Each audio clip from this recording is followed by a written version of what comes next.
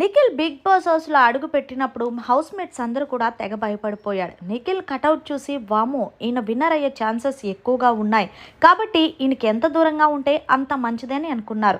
కానీ రాను రాను నిఖిల్ ఆట తీరు చూసి హౌస్ మేట్స్ నిఖిల్ విన్నర్ అయ్యే ఛాన్సెస్ అస్సలు లేదంటున్నారు. ఇక అసలు విషయానికి వస్తే లైవ్లో ఒక సంఘటన చోటు చేసుకుంది. ఇక విష్ణుప్రియ మణికంఠతో మాట్లాడుతూ, మణికంఠ మీ ఫ్రెండ్ నిఖిల్ ఆట మరీ దిగజారిపోతుంది. నాకు అనిపిస్తుంది ఏంటంటే సోనియా మాయలో పడి తన ఆటని చాలా కన్ఫ్యూజ్ అయిపోతున్నాడేమో అనిపిస్తుంది. ఇక్కడ మాటలు అక్కడ, అక్కడ మాటలు ఇక్కడ చెప్పడం వల్ల తన బిహేవియర్ కూడా మారుతుంది.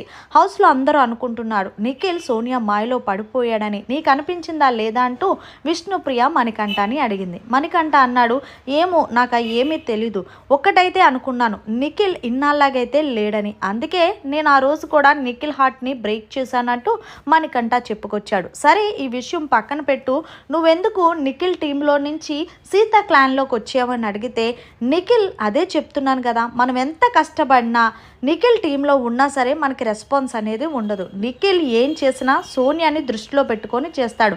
మనం ఏమనుకుంటున్నామా అని అనుకొని ఏదో దాన్ని అలా కామప్ చేస్తాడు, కానీ మనిషి దగ్గర ఒక మాట మాట్లాడి మొత్తానికి తనకున్న ఇజ్ఞత తీసుకుంటున్నాడంటూ విష్ణుప్రియ మణికంఠతో చెప్తుంది. నిజంగా మణికంఠ నువ్వు వెళ్ళి చెప్పు, నువ్వు సోనియాతో మాట్లాడడం తగ్గించు, సోనియా వలలో నువ్వు చిక్కుకున్నావేమో అనిపిస్తుందని డైరెక్ట్గా చెప్పు, నీ ఫ్రెండ్ కదా, ఎవరైనా తప్పు చేస్తే మన ఫ్రెండ్ని సమర్థించడం మంచిదే కదా అంటూ విష్ణుప్రియని మణికంఠకి చెప్పమని ప్రోత్సహిస్తుంది. అదెందుకు నేను చెప్పడం, నువ్వే చెప్పచ్చు కదంటే, ఆల్రెడీ సీత చెప్పింది, మేము చెప్తుంటే సోనియాకి మాకు పడదు కదా, అందుకే అలా చెప్తున్నామేమో అని ఫీల్ అవుతున్నాడు, అందుకే మేము చెప్పట్లేదు.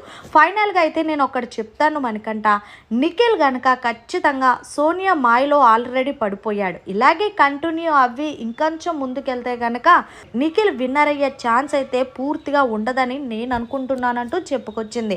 మరి నిజంగా విష్ణుప్రియ అన్నది కరెక్టే, బయట ఆడియన్స్ కూడా అదే అనుకుంటున్నారు, నిఖిల్ ఆట పూర్తిగా మారిపోయిందని. మరి మీరేమంటారు అనేది కామెంట్ చేయండి. మరిన్ని లేటెస్ట్ అప్డేట్స్ కోసం చూస్తూనే ఉండండి అవర్ ఛానల్.